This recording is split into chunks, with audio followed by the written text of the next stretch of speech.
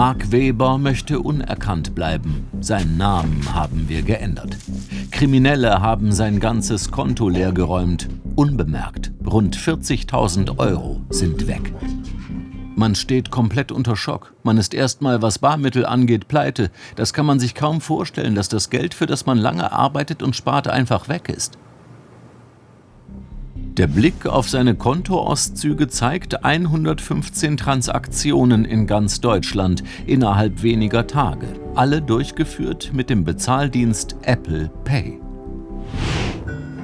Apple Pay und Google Pay sind Smartphone-Bezahlsysteme. Kredit- oder Girokarten werden quasi aufs Handy geladen. Statt mit der Plastikkarte können Nutzer ihr Smartphone an Lesegeräte im Geschäft halten und so bezahlen. Mark Weber allerdings nutzt das System gar nicht. Dennoch haben die Betrüger unter anderem bei Tankstellen, in Elektronikmärkten und in Lottogeschäften eingekauft und mit der Apple Pay-Funktion eines Handys bezahlt, das mit seinem Konto verknüpft war. Und so funktioniert die Masche. Die Betrüger greifen im ersten Schritt die Zugangsdaten zum Online-Banking ab. Dazu wird meist die Webseite der Bank kopiert und versucht, Kunden durch eine sogenannte Phishing-Mail, also eine gefälschte Mail, dorthin zu lotsen. Landet ein Bankkunde auf der kopierten Webseite, gibt er dort seine Zugangsdaten ein. Damit können sich die Täter in das echte Online-Banking-System des Opfers einloggen, solange die Bank keine Zwei-Faktor-Authentifizierung verlangt. Im nächsten Schritt beantragen die Betrüger die Freischaltung des Zahlungssystems Apple Pay. Unter einem Vorwand bringen die Täter ihre Opfer dann meist telefonisch oder per Kurznachricht dazu, in ihrer Bank-App eine scheinbar risikolose Freigabe zu bestätigen. Allerdings wird die Bezahlart Bezahlen mit dem Smartphone nicht mit dem Handy des Bankkunden verknüpft, sondern mit dem der Betrüger. Jetzt können die mit dem Handy bezahlen, so oft sie wollen. Eine weitere Authentifizierung des Kunden ist nicht notwendig. Sie haben sozusagen einen digitalen Blankoscheck in der Hand. Auch im Banking-System seiner Sparkasse wurde keine Warnung ausgelöst. Eine Mustererkennung hätte ich erwartet, wenn am gleichen Tag von den Tankstellen zigmal Geld abgehoben und auch dort eingekauft wird. In einem Ort, wo ich nicht war, wo ich auch die Tage sonst nicht mein Konto genutzt habe. Ich bin fest davon ausgegangen, dass das schlichteste Algorithmen erkennen müssen. Aber offensichtlich findet dergleichen schlichtweg nicht statt. Die zuständige Sparkasse will sich auf Nachfrage nicht zu dem Fall äußern. Rechtsanwalt Ulrich Schulte am Hülse vertritt Opfer wie Mark Weber. Nicht nur Apple Pay haben die Betrüger gekapert, sondern auch Google Pay. Die allermeisten Opfer sind Sparkassenkunden. Und dort ist eben einfach die Besonderheit, dass man Apple Pay oder Google Pay relativ einfach freischalten kann mit einer SMS oder einer TAN, je nachdem, wie das ausgestaltet ist. Und die Täter stützen sich nach dem Motto, den letzten beißen die Hunde, immer auf das System, das am einfachsten zu überwinden ist. Um sich beim Online-Banking der Sparkasse einzuloggen, werden lediglich Kontonummer und Passwort benötigt. Eine sogenannte starke Kundenauthentifizierung ist nicht vorgesehen. Starke Kundenauthentifizierung bedeutet, ich brauche immer 2 Logins.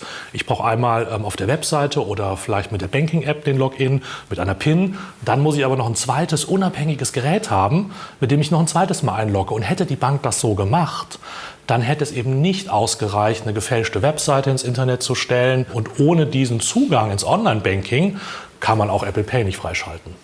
Der Anwalt meint, schon beim Login ins Online-Banking sollte es eine Zwei-Faktor-Authentifizierung geben. Viele Banken setzen das Prinzip auch längst um. Die Sparkassen aber verlangen es erst später, etwa bei Überweisungen oder Freischaltungen. Auf unsere Nachfrage schreibt der zuständige Sparkassenverband ausweichend: Natürlich nutzen auch Sparkassen eine Zwei-Faktor-Authentifizierung. Das ist verpflichtend für Banken und Sparkassen in Deutschland. In diesem Fall umgehen die Betrüger diesen Mechanismus jedoch durch einen Social Engineering-Angriff. Mit Social Engineering ist eine soziale Manipulation gemeint, also wenn Kunden per Telefon oder Kurznachricht dazu gebracht werden, weitere Funktionen freizuschalten. So wie bei ihr. Frauke Baum will nicht erkannt werden, auch ihr Name ist geändert. Die Frau hat ebenfalls ein Konto bei einer Sparkasse. Rund 27.000 € hat sie durch die Betrugsmasche verloren.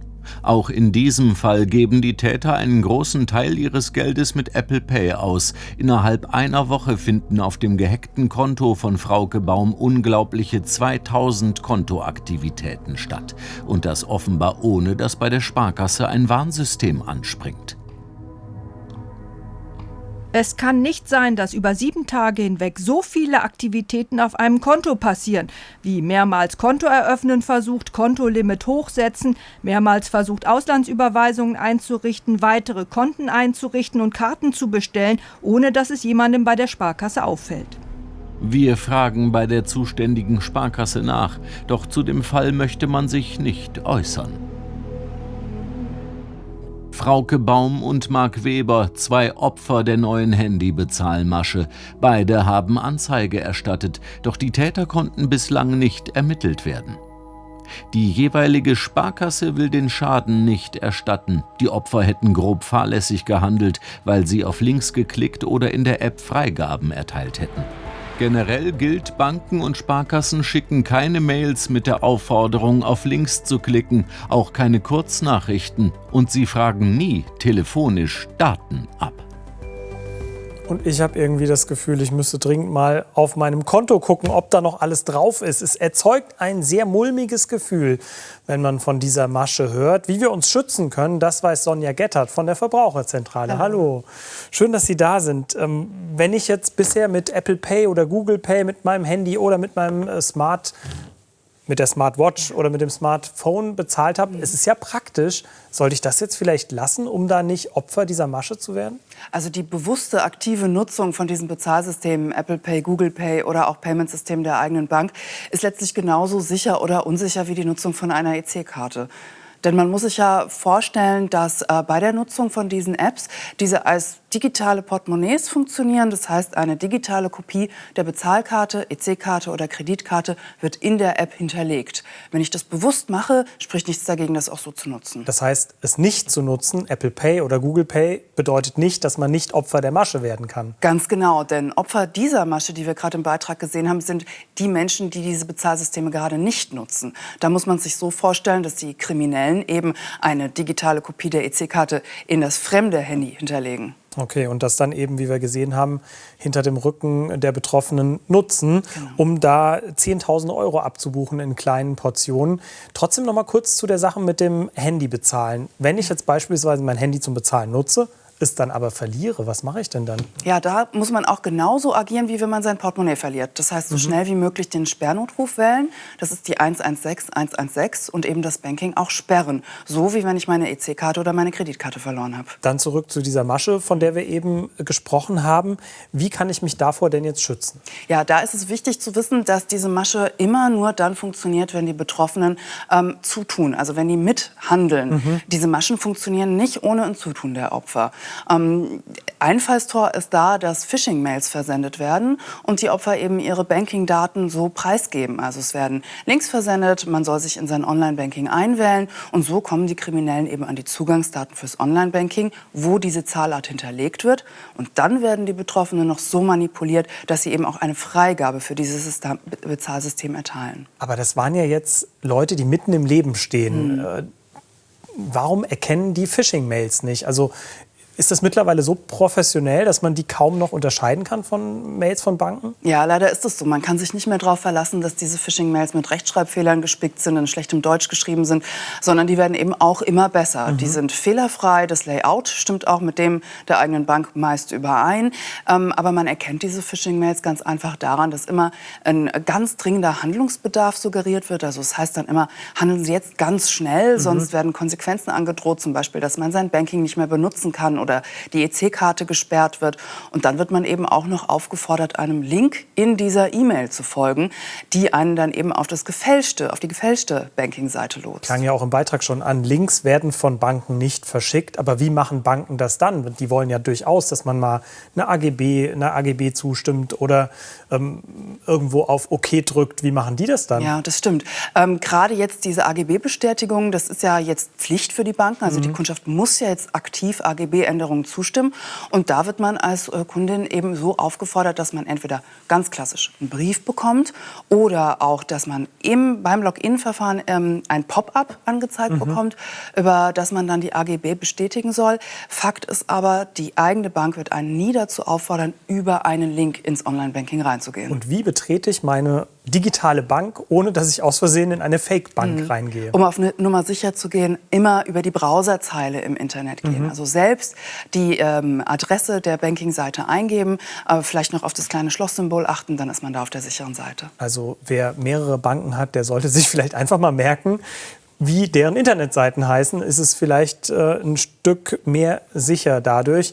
Soll ich jetzt vielleicht meine Bank oder meine Sparkasse wechseln, falls ich bei der Sparkasse bin, weil die eben nicht schon beim Login eine Zwei-Faktor-Authentifizierung anbietet? Also wenn das Einzige ist, was mich an meiner Bank stört, dann halte ich das ehrlich gesagt für übertrieben. Da halte ich es für wesentlich sinnvoller, sich absolut über die aktuellen Maschen auf dem Laufenden zu halten, sich da immer zu informieren. Das macht ja im Übrigen auch die eigene Bank regelmäßig, dass da kommuniziert wird, welche Maschen gerade im Umlauf sind. Und es ist eben auch wichtig, dass man sensibel ist, dass die Bank einen eben nicht auffordert, Links zu folgen oder da Freigaben im Banking zu erteilen. Und Konto regelmäßig checken, oder? Ja, erstens regelmäßig das Konto checken. Mit den Apps geht das ja zum Glück heutzutage auch recht schnell und unkompliziert. So hat man das immer gut im Blick. Und mein Rat wäre auch, keine hohen Summen auf dem Girokonto liegen zu lassen. Das macht ohnehin wenig Sinn, viel Geld auf dem Girokonto zu haben. Und wenn ich wenig Geld auf dem Girokonto habe, dann biete ich den Kriminellen eben auch nicht so eine hohe Angriffsfläche. Weil auch dieses Apple Pay, diese Betrugsmasche, nur über Girokonten funktioniert. Ne? Funktioniert immer nur, wenn ich eine Karte hinterlegt habe. Also entweder die EC-Karte fürs Girokonto oder eben die Kreditkarte, die wiederum aufs Girokonto zugreift. Unheimlich viele sehr, sehr hilfreiche Tipps, wie man sich vor dieser Masche schützen kann. Dankeschön, Frau Getter von der Verbraucherzentrale. Also, damit mein Geld auf dem Konto sicher bleibt, sollte ich keine Links anklicken, die mir im Namen einer Bank geschickt werden und generell nichts meiner Bank freigeben, was ich nicht selbst veranlasst habe. Und, haben wir gerade gehört, sehr sinnvoll, ganz regelmäßig die Bewegungen auf dem eigenen Konto zu checken.